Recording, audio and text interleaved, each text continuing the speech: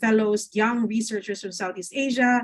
They are all in Europe now, enjoying a Marie Curie PhD. So let's hear how they were able to do this, maybe their experience and some tips and tricks. So I will introduce all three of them.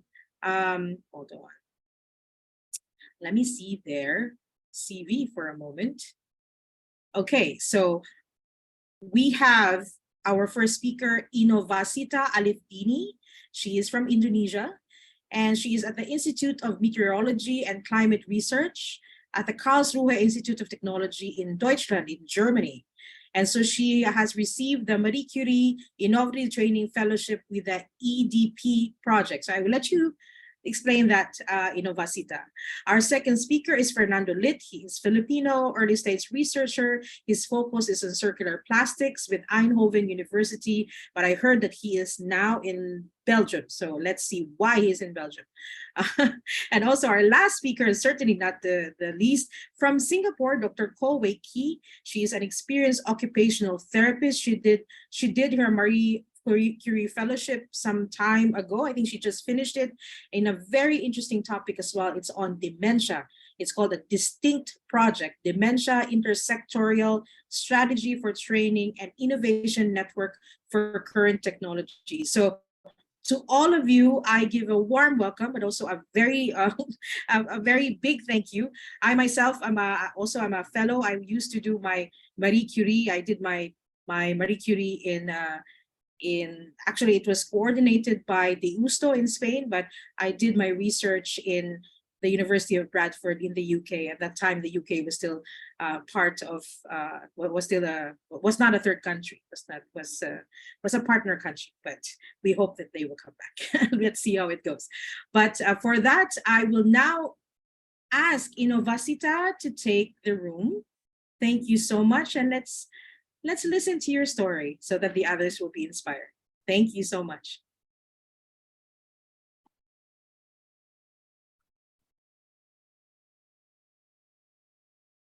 Okay, can you see my screen? Yes, very clear. Okay.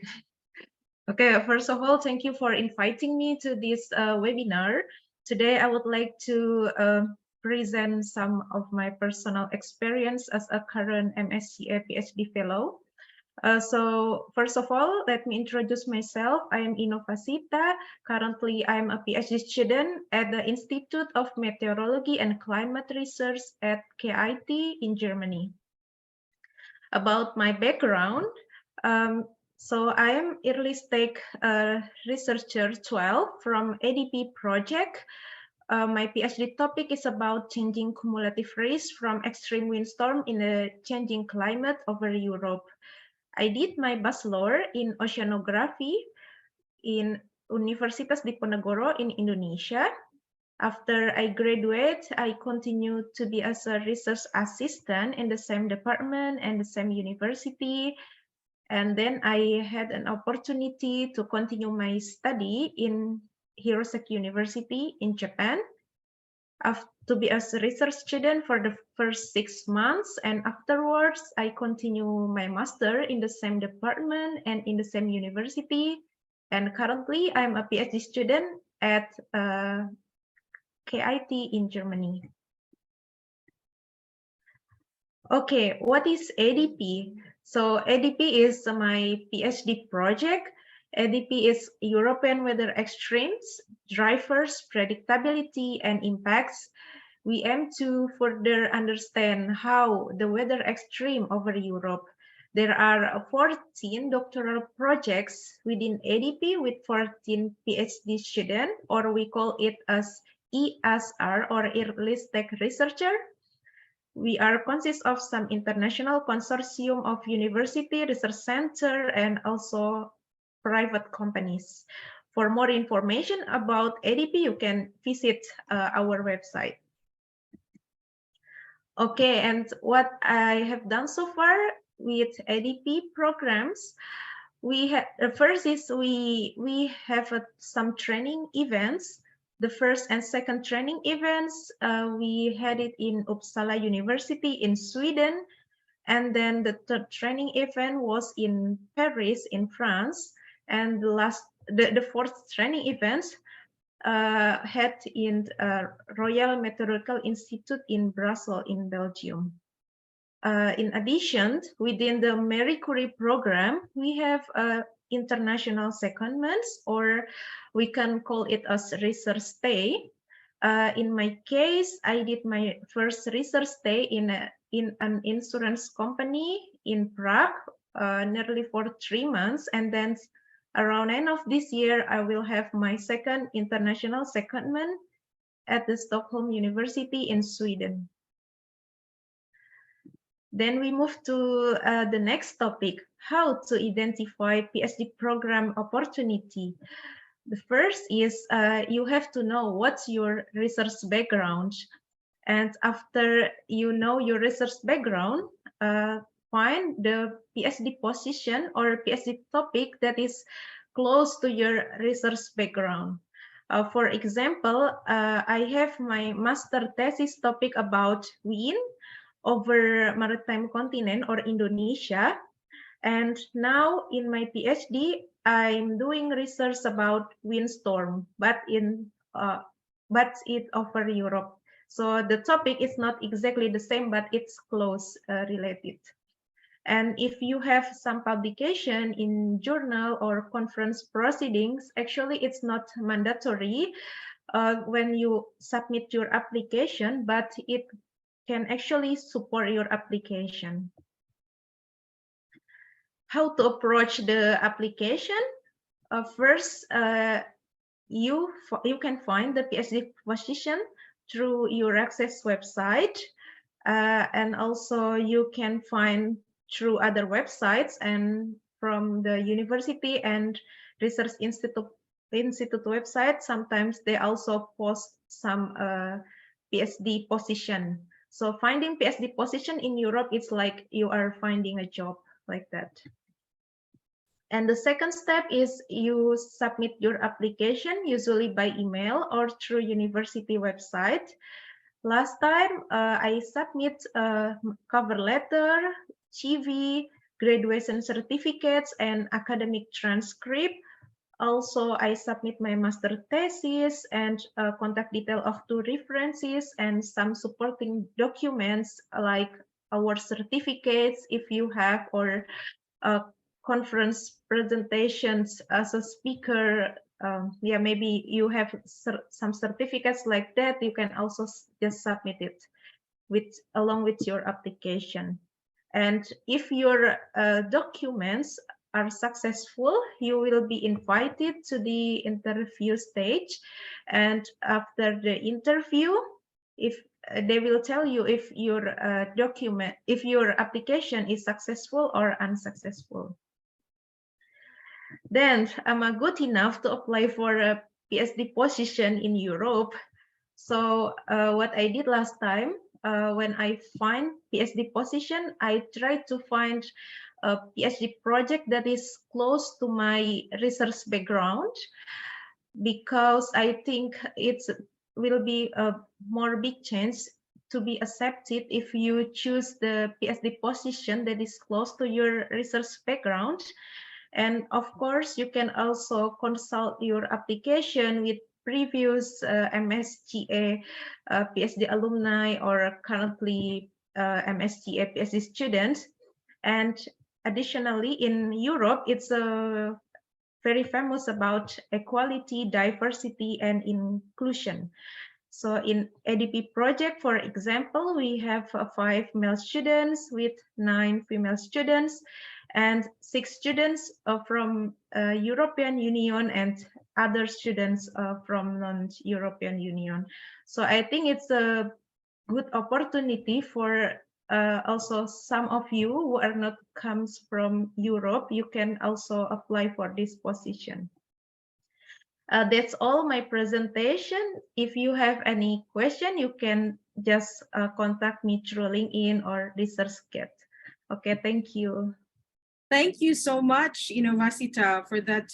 Really, it's really nice to see, the journey of a fellow. I mean, like, it's sometimes it's different. Sometimes as well that you can see like there are you know, some similarities as well with how you found. So I just wanted to ask you one quick question, because you mentioned about your access. How was your first approach, you know, to did you already apply, or did you write to the to any of the supervisors just to get a sense of the program? Did you go like dive in fully and send your application with all of the requirements? How was that?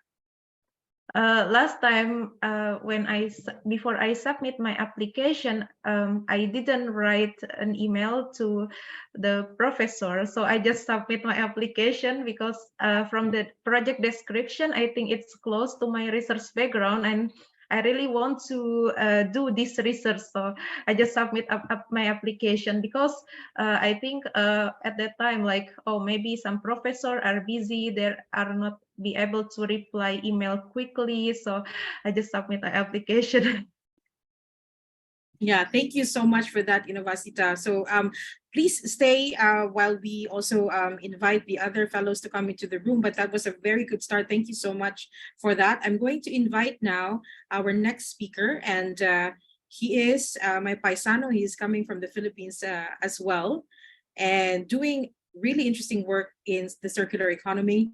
So I would like to welcome him now. Please let us know about your experience as well, Fernando. Thanks for the introduction, Jenny. Can you hear me? Yes. Let me share my screen. Thank you.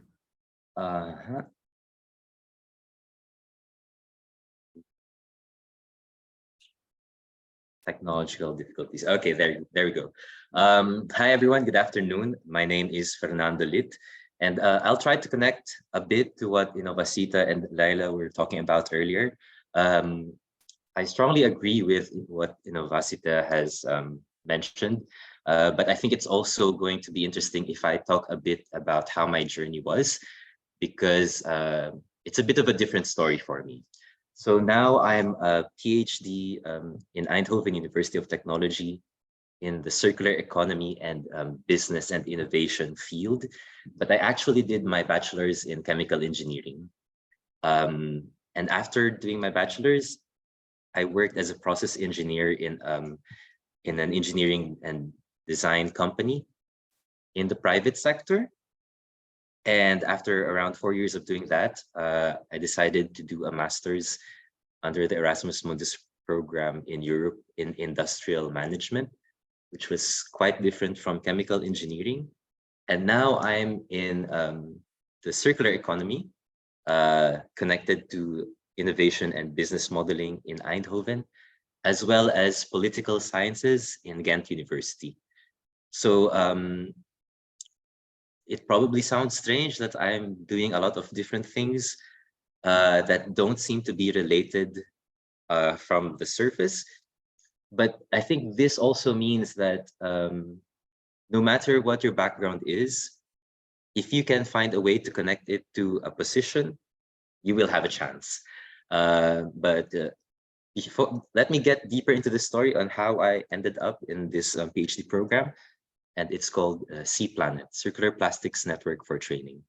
So C-PlaNeT, or the Circular Plastics Network for Training, is an MSCA ITN, Innovative Training Network, which is now called a doctoral network. Let me try to put a bit of clarification here to connect to what Laila was explaining earlier. So C-PlaNeT was basically a funding application created by one of the professors at Ghent University. Then this professor recruited a lot of different university professors and a lot of industrial partners to come together and ask for funding from the European Commission. They were awarded that funding. And so all of these universities who decided to write that proposal for C-PlaNeT got the money to hire a PhD. They hired 15 PhDs, and I'm one of them. So I did not apply for the grant myself. The professors did that. But when they got the money, they posted online that there's 15 positions open. And then that is what I applied to. I applied to the PhD positions that they were awarded, more or less. So why did I choose C-PlaNeT, and how did I find out about it? I was doing my master's, and in the last semester of my master's, I was trying to find a job, and then a friend found out about C-PlaNeT from one of his professors in his university, and he told me that he thought about my profile while reading the description for the PhD position. I went to the website of C-PlaNeT, and there were a few things that really caught my eye. So one thing is that C-PlaNeT tackles a grand challenge, the grand challenge of the circular economy, and specifically the circular economy for plastics. So there is a huge plastics problem. And what I want to do, along with the 14 other researchers in this network, is to work together and try to do some impactful and meaningful research that will make this plastic waste into an important resource. The other thing that attracted me to C-PlaNeT is that it was really future-facing. It was inviting us to become a part of a new generation of scientists, engineers, and policymakers for the future circular economy. And the last thing that I thought was also very interesting is that automatically, just being part of C-PlaNeT makes me affiliated not just to one university, but to 2 universities and an industrial company where I will get to stay and experience both academic and non-academic work. And as the other thing was that there's also a lot of impact. So all of the publications coming out of a Marie Curie should be open access, and there should also be non-academic dissemination.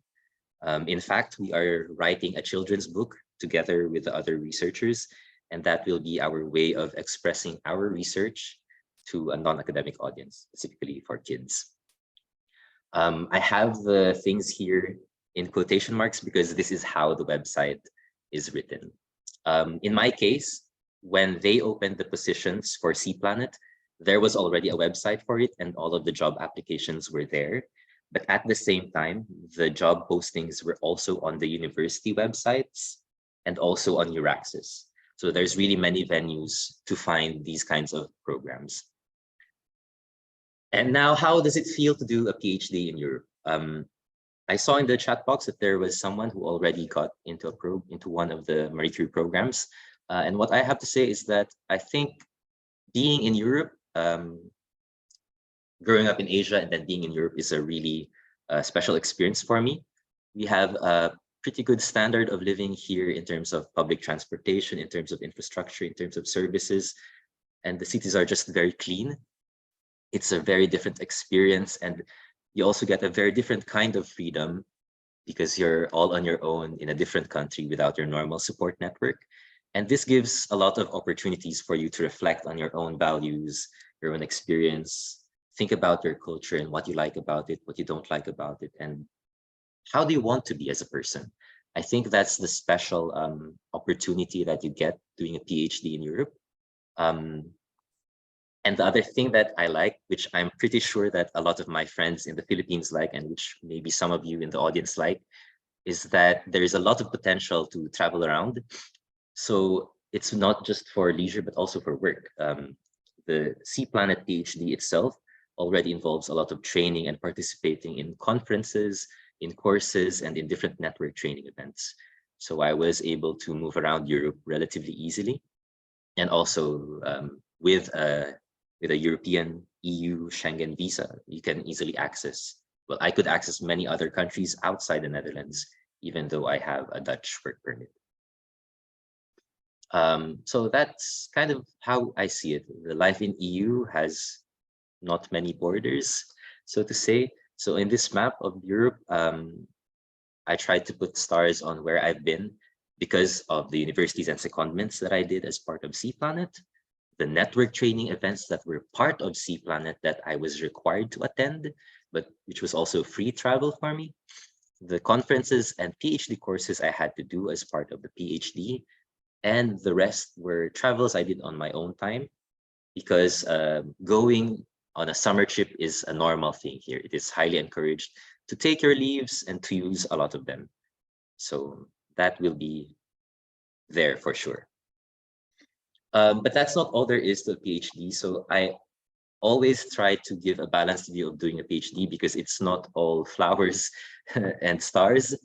I have faced a bunch of challenges in doing a PhD. One is self-pressure. you enter the business of creating new scientific knowledge, you have to design independently and conduct research.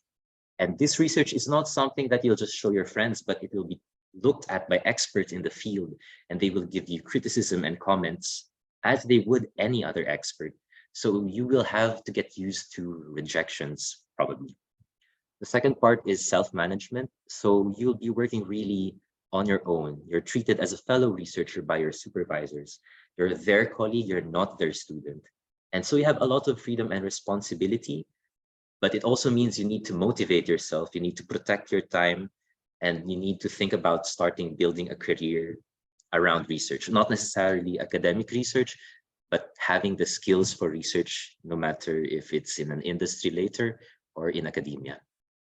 And the third part, of course, because you live in a country that's very different from your own, you have to adjust to many things. You will have mixed feelings. You're far from familiar faces, foods.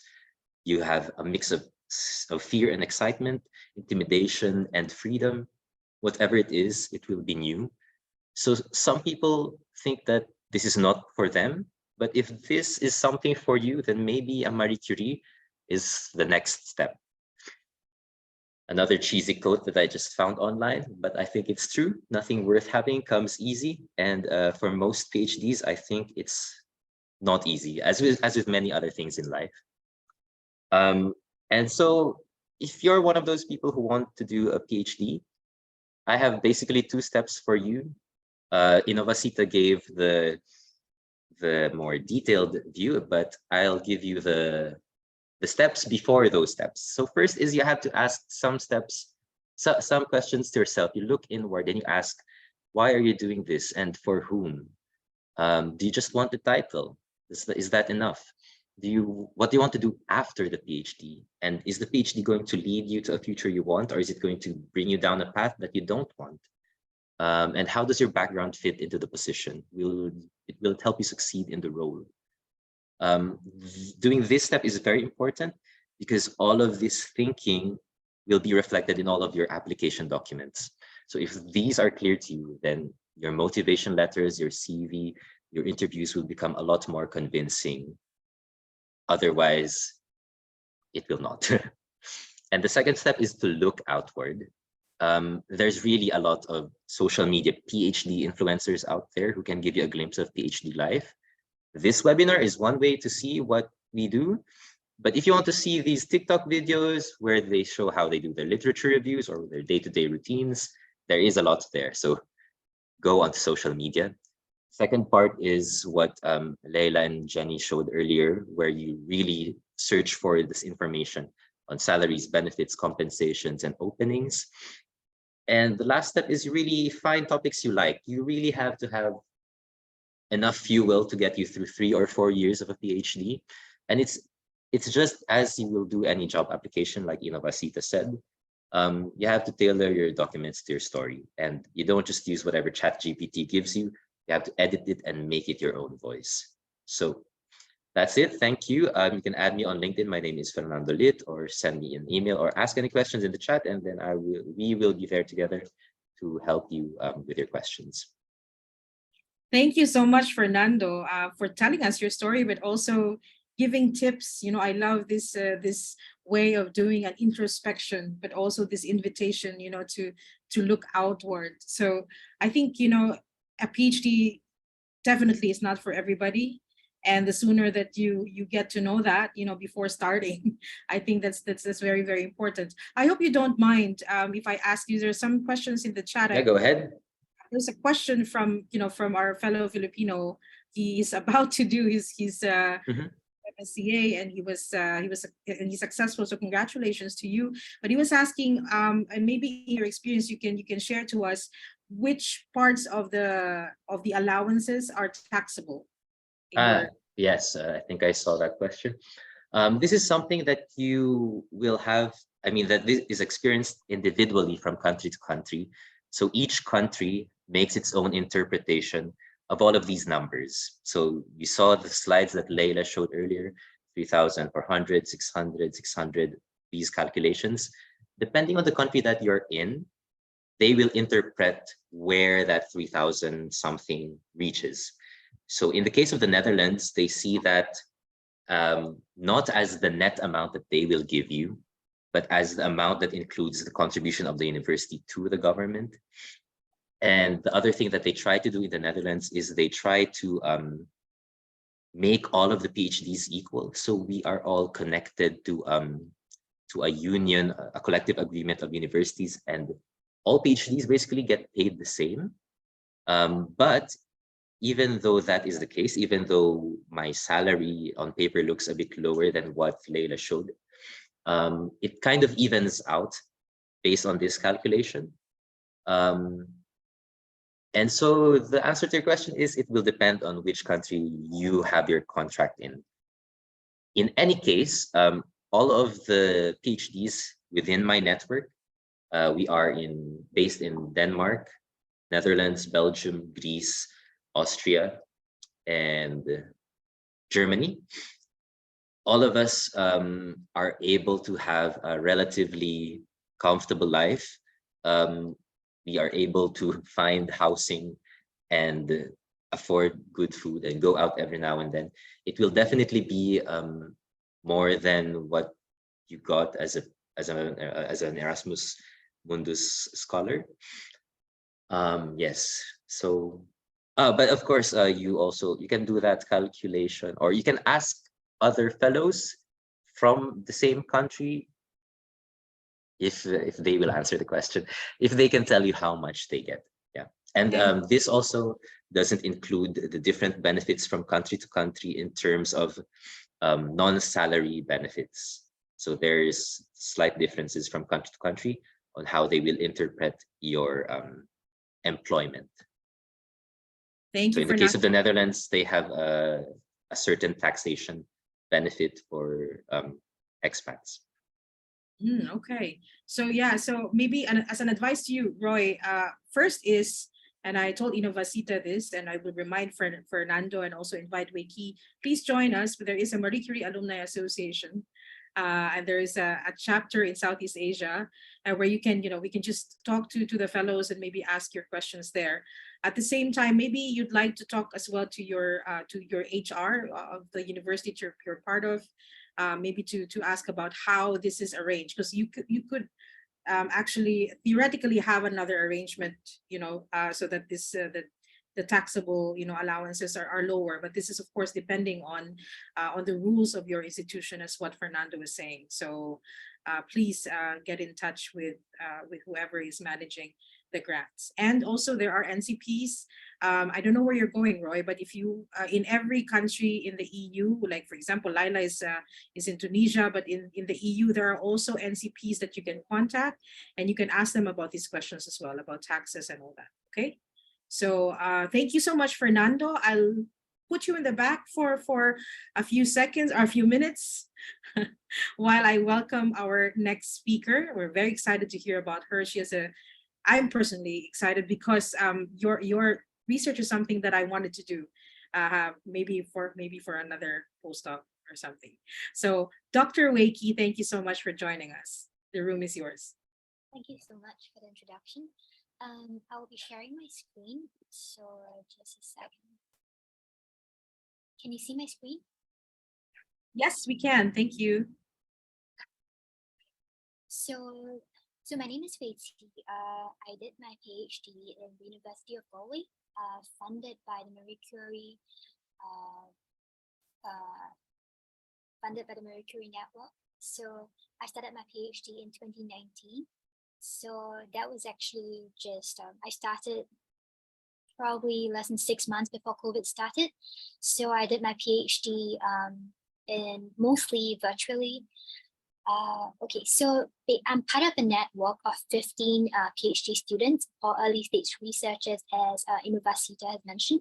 So the 15 of us, we are working on this project, this consortium is called Distinct.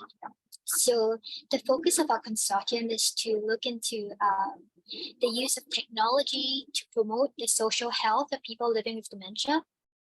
So the range of technologies that we look at range from tablet devices, computer-based devices, robotics, So, and robotics is actually what I was focused on for my research. I will not go into that unless you're interested, but so moving forward, okay, so this is Galway. So I moved to Galway in 2019. And before I did that, my background is in occupational therapy. So what this means is that I was actually practicing as a clinician. I was working in Singapore and working mainly with older people, including people with dementia, on rehabilitation. So in terms of my PhD program, how it was like was that it was actually a structured PhD program. So, which means that on top of the university-based training, which would be modules such as research integrity, on ethics, there's also a network-wide, so basically a Marie Curie training that involved 5 different schools that were planned to be held in 5 different countries, but unfortunately only 2 of them were in person. The others were done online because of COVID. So in these 5 schools, we actually had week-long trainings in different countries. So the ones that were in person were in the UK, and the last one was in Spain. We also had another mini school. So that all of these are between 3 days to 5 days in length. We also had several other trainings that all 15 of us did together online. And apart from that, we were also very well supported because we were part of a wider research network of dementia researchers in Europe. It's called Interdem Academy.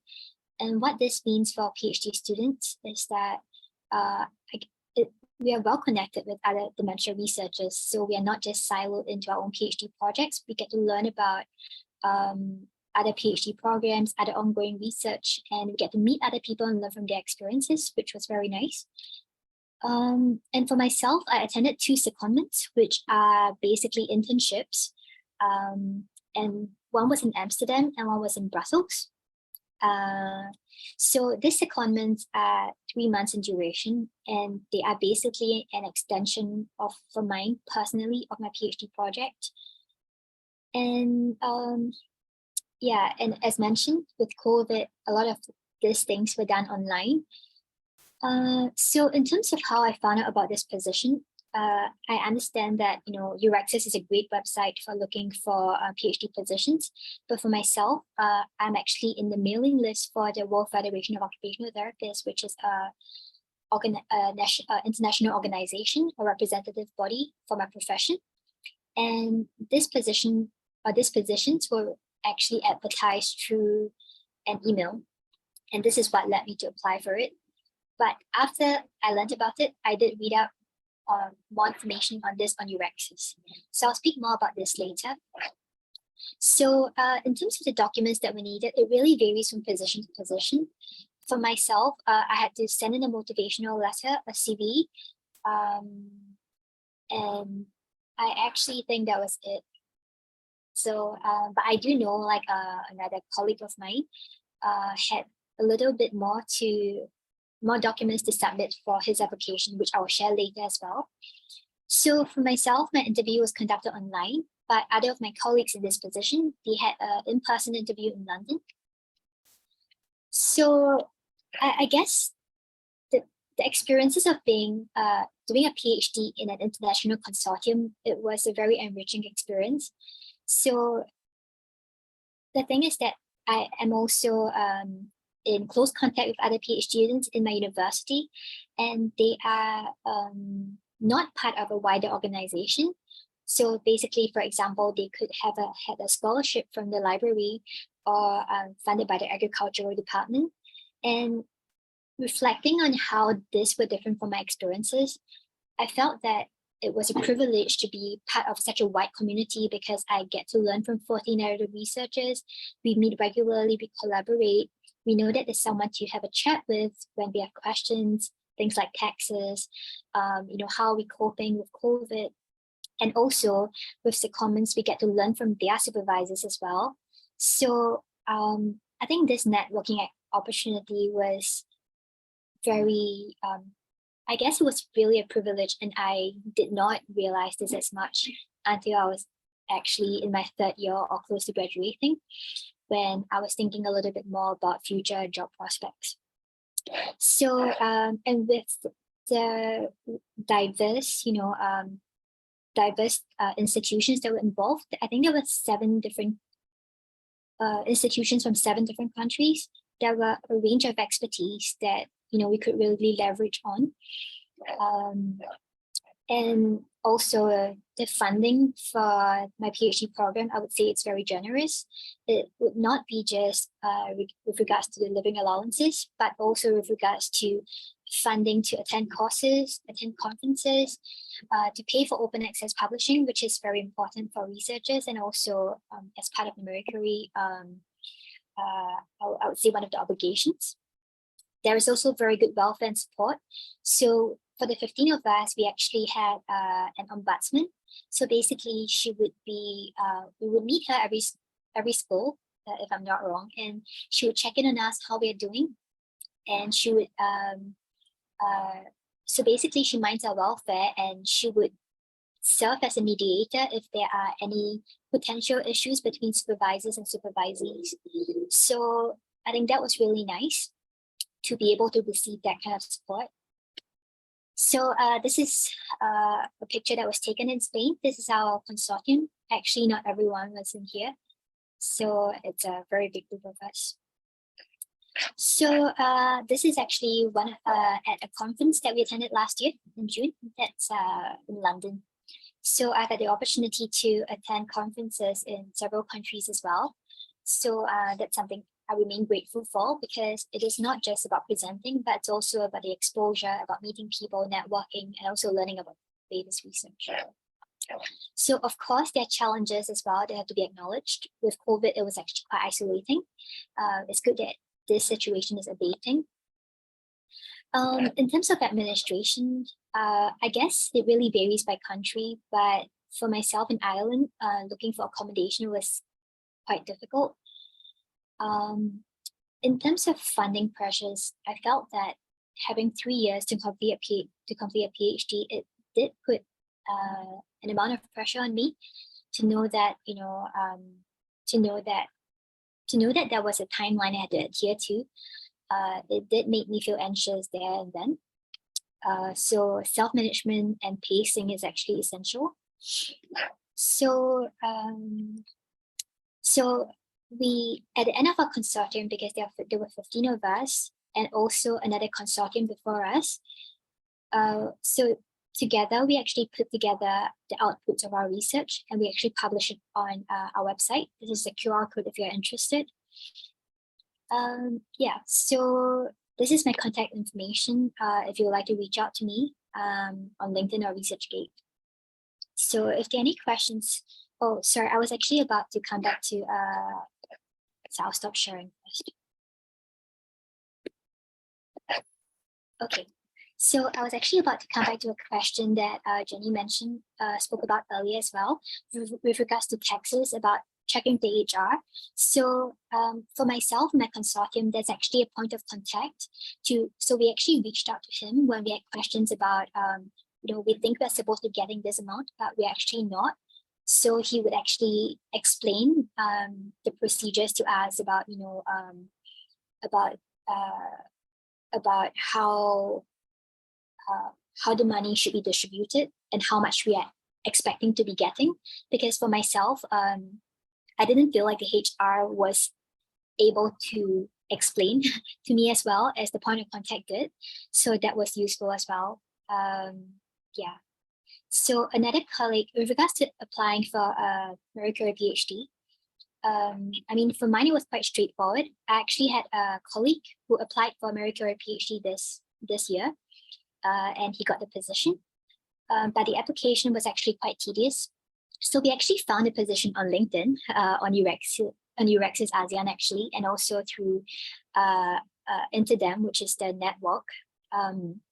And the application included having to write up a portfolio, having to write up a poster to introduce himself to people with dementia, apart from the other documents that was needed. So I guess in terms of the requirements that is needed for each PhD application, it would really vary. There is no gold standard.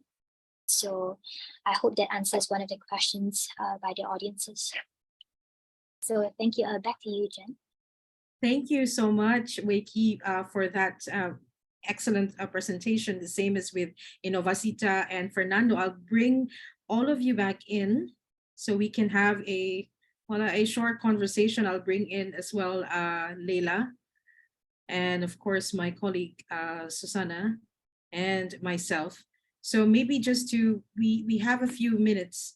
Actually, we are beyond the time, but I wanted to have this conversation just to maybe go back to some of the things that were asked, especially about how to start. So I have like 2 questions that have been sent anonymously to me about where to start. Like, how do you start?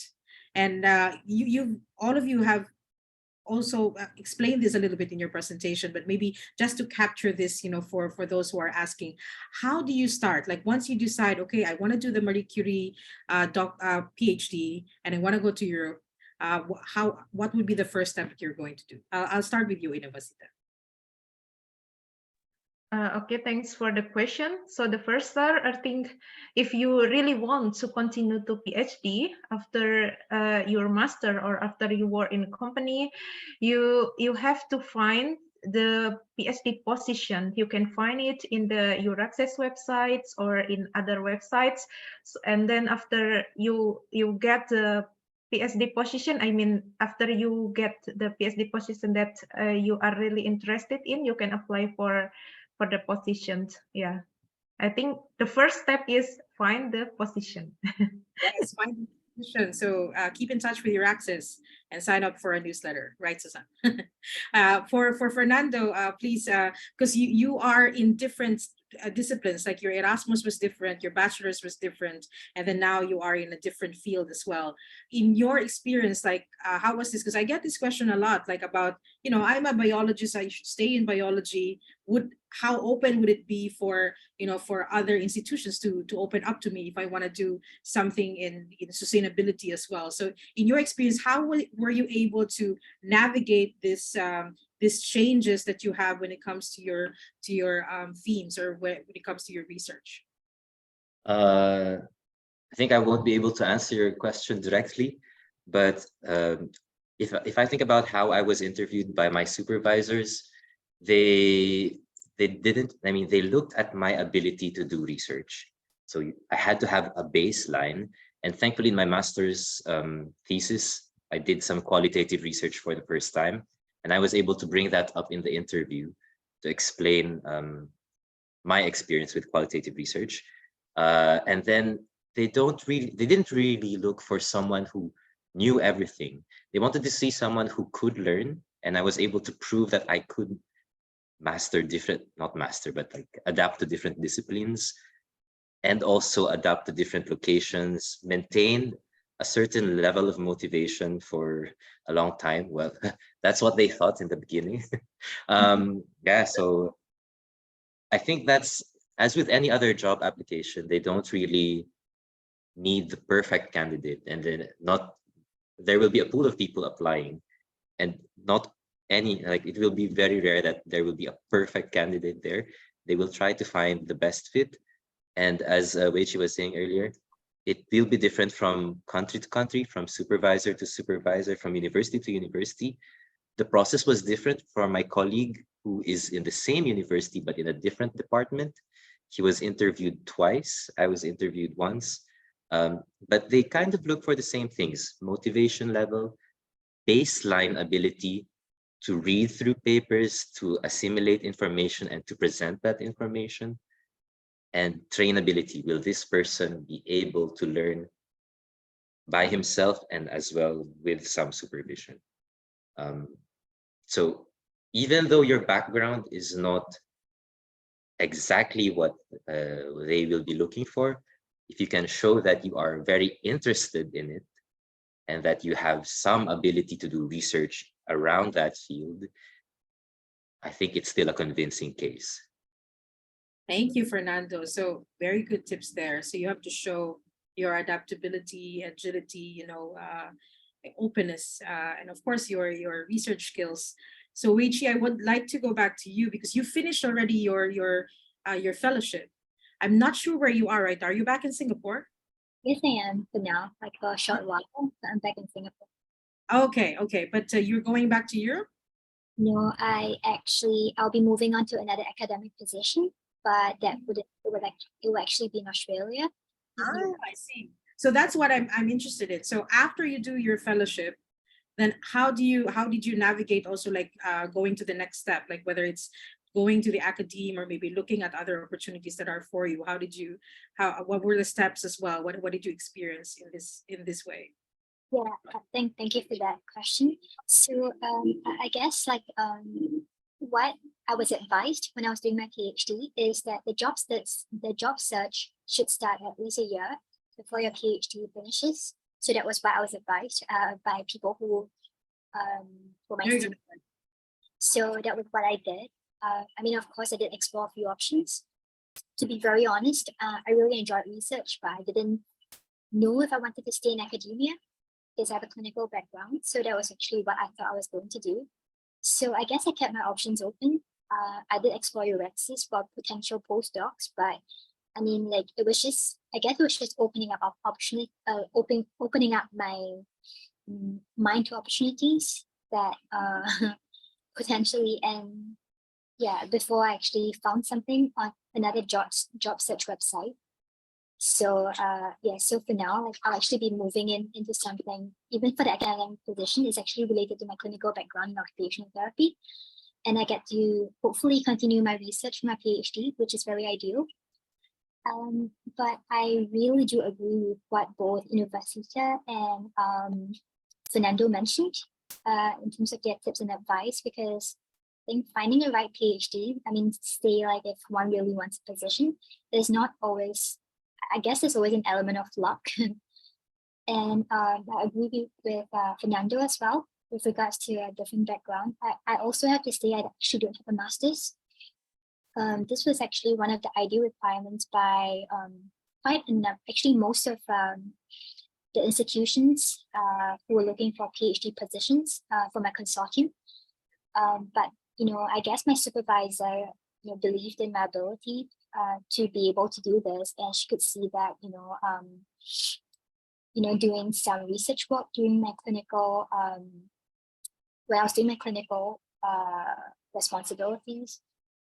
I guess what she shared was that she could see that that would be applied and that I had the drive to actually finish a PhD. So yeah, I do strongly agree that I guess it's really how you present yourself. So yeah. Thank you so much for that. And I think that also brings us to the importance of a mentor, of a champion. Sometimes it just needs one person to believe in you so that you do all of these great things and do more. So we wish you all the best, Weichi, with your new position in Australia, the land down under. We have, by the way, get in touch with our colleague. We have a colleague, Nishant Chandilia, who is in Euraxis, Australia. Might be something that also that you might be interested in the many activities that he is doing as well. yeah. So of course, we will send you the links as well. Leila, finally, over to you. I mean, you gave us this comprehensive presentation of the MSCA PhD, but you wear a hat as an NCP, but also as Euraxis. How can you guide the people inside the room if they still have lingering questions, on how to go about the applications? Who can they contact? Can they contact you? And what are the maybe the other tips that you could give as well as an NCP? So they can contact me, all right. And as I said during my presentation, there are a list of all NCP over the Europe. So you have all the contacts, and also you have access worldwide, or access for Asia, Africa, and also in the Your Access Worldwide, you will find access in all countries that contain the access network. And now for the MSCA NCP, there are the MSCA NET. So it is a platform for MSCI NCP where we can share all the offers for job, the interest, expression of interest if any candidate is searching for partners or for supervisors. So it can be shared on many platforms as well as NCP. Thank you so much, Leila. And to all of you here, if you see the faces and hearing the experiences of our beautiful fellows, I hope it gives you at least one thing, that you can do it. If we were able to do it, of course, you can do it as well, with a lot of preparation, of course, a lot of patience, but certainly something that is very much a very rewarding experience. So I hope you consider that. Keep in touch with your access. And before we close, I'll give the floor to my colleague Susanna to take us home. Thank you so much, Jenny. And yes, I can only thank all the speakers again, as always, a really insightful session. And I was just saying to Jenny, it's always fabulous specifically to hear from the researchers themselves, because your personal advice, you've gone through this and you can really share insights that we cannot share, no matter how much we know about it. It's all theoretical, but you have the practical insight. And I know that all the audience members appreciate that very much. And we appreciate very much that you take time, especially today, because we know it's a public holiday. So thank you so much. And to all of you, also from me, thank you so much. All right, so that's it. So we're wrapping up the session. Wei Chi, thank you so much. Inovacita, Fernando, Leila, we are your access. We are here for you. Our email is ASEAN@youraccess.net. We are in all social platforms. When you have the time, just go to the Euraccess website, try to search if you and try to find your perfect match. Take care, everybody. Thank you. Have a nice day. Bye. Thank you. Bye-bye. Thank you. Bye. Bye-bye. Have a nice day.